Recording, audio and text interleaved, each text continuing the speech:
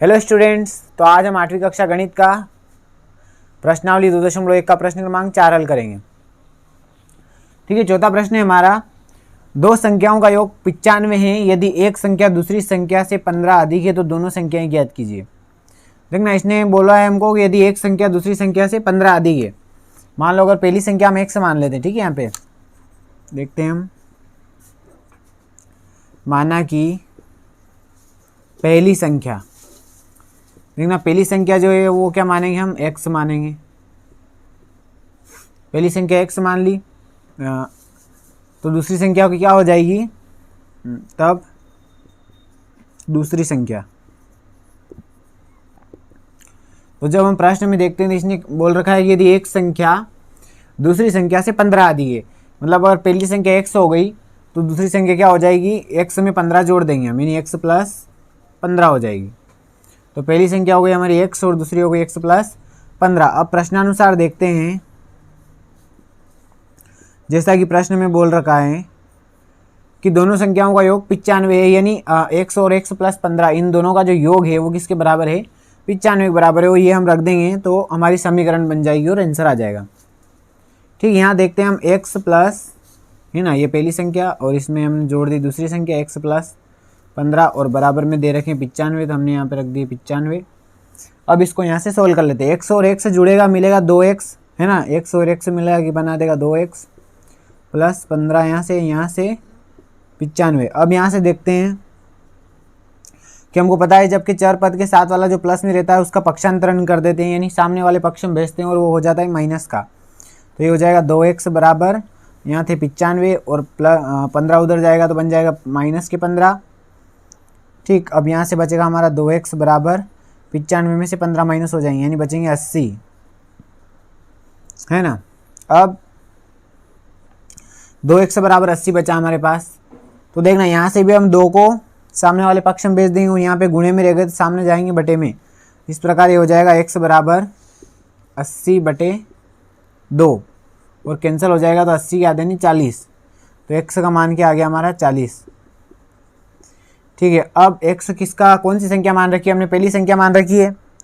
तो देखो पहली संख्या क्या आ गई हमारी x बराबर 40, तो दूसरी संख्या ही पता कर लेंगे। दूसरी संख्या हमने मान रखी है x प्लस 15 और इसमें हम मान रख देंगे और कुछ नहीं करना है। ठीक है, पहली संख्या लिख देंगे यहाँ पे,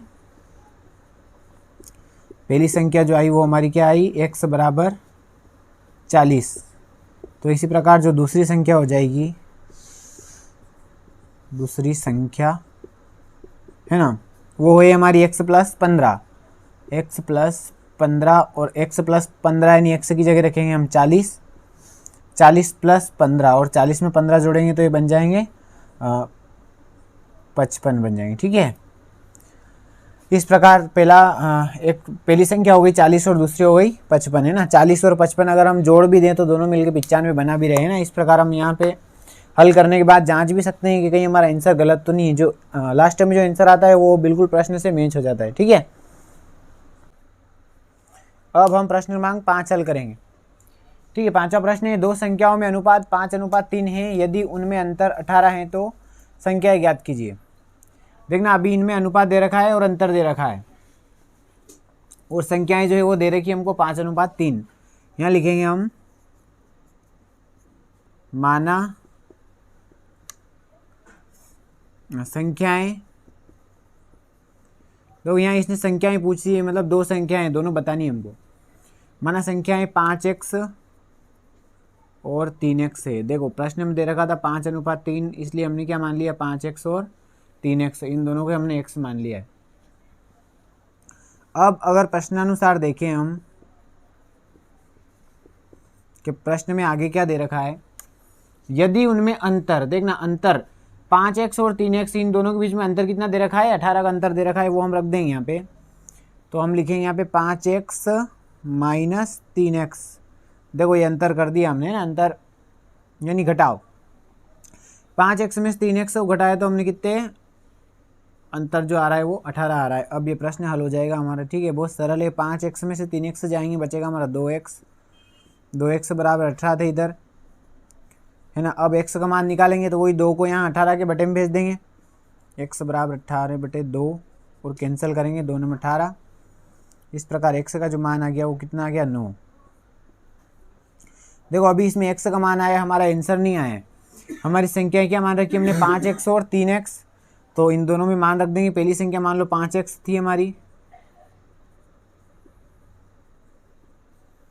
5x है ना, तो x की जगह हमको रखना पड़ेगा 9, तो ये हो जाएगा 5 गुणा 9 यानी 5 9 45।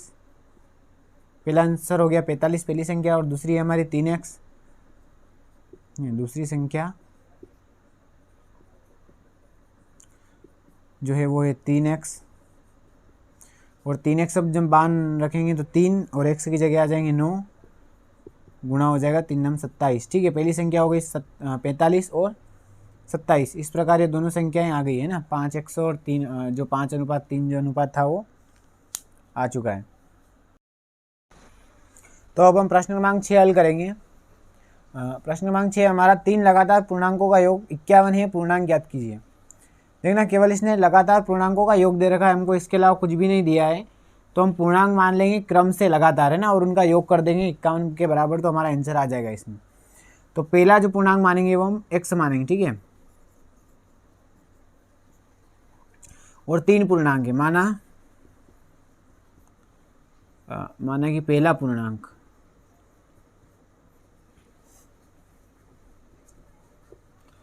पूर्णांक मान लिया हमने x। तो देखना चूंकि यहाँ पे इसने बोला है कि लगातार यानी क्रम से, तो क्रम से तो अगर पहला x हो गया तो दूसरा हो जाएगा x + 1। देखना x + 1 इसलिए होगा कि लगातार पूर्णांक हो, इसलिए x + 1 करना पड़ेगा हमको। मान लो अगर x का मान 1 आया तो 1 में 1 जोड़ देंगे तो कितना हो जाएगा 2।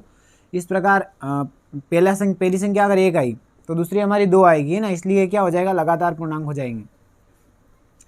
तो पहला पूर्णांक हो गया x, दूसरा पूर्णांक क्या हो जाएगा x + 1।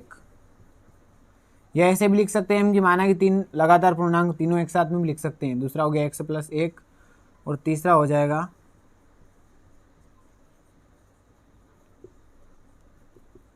x + 2। ठीक है, x + 1 जैसे x + 1 ये अपना हमारा दूसरा पूर्णांक था और इसमें +1 करना रहेगा हमको, तो इस प्रकार ये हमारा तीसरा पूर्णांक बनेगा, यानी x + कितना बन जाएगा 2 बन जाएगा। अब प्रश्न में देखेंगे तीनों पूर्णांकों का जो योग दे रखा है वो कितना दे रखा है 51 दे रखा है, इन तीनों के बराबर रख देंगे हम तो समीकरण बन जाएगी हमारे प्रश्नानुसार। देखना पहला पूर्णांक है x, दूसरा है x + 1, तीसरा है x + 2 और इन सब का योग है नहीं, सबका योग भी कर दिया मैंने, यहाँ पे योग लगा दिया है, बराबर कितना 51, तो यहाँ पे रख देंगे हम। अब यहाँ देखना x कितने 1 2 3 यानी कितना x हो जाएगा, यहाँ पे 3x हो जाएंगे। यहाँ से देखेंगे 1 और यहाँ से 2 और 1 जुड़ेंगे तो ये बन जाएंगे 3, इधर 51, यहाँ से 3 का पक्षांतरण कर देंगे हमें ना, तो ये हो जाएगा 3x बराबर 51, 3 उधर जाएंगे तो -3। अब 51 में से 3 जाएंगे तो बचेंगे 48। ठीक है, अब x का मान निकाल लेंगे। x का मान निकालने के लिए 3 को कहाँ भेजना पड़ेगा 48 के बटे में भेजना पड़ेगा, यानी x बराबर 48/3, और जब कैंसिल करेंगे तो 3 एकम 3 और 3 छंग 18 यानी 16 48। x का मान कितना आ गया हमारा 16। देखना जब x का मान आ गया यानी हमारा पहला पूर्णांक आ चुका है x बराबर 16, तो दूसरा भी निकाल लेंगे और तीसरा भी निकाल लेंगे। दूसरा पूर्णांक लिखेंगे हम यहाँ पे x + 1, यहाँ पे लिख देंगे हम पहला पूर्णांक,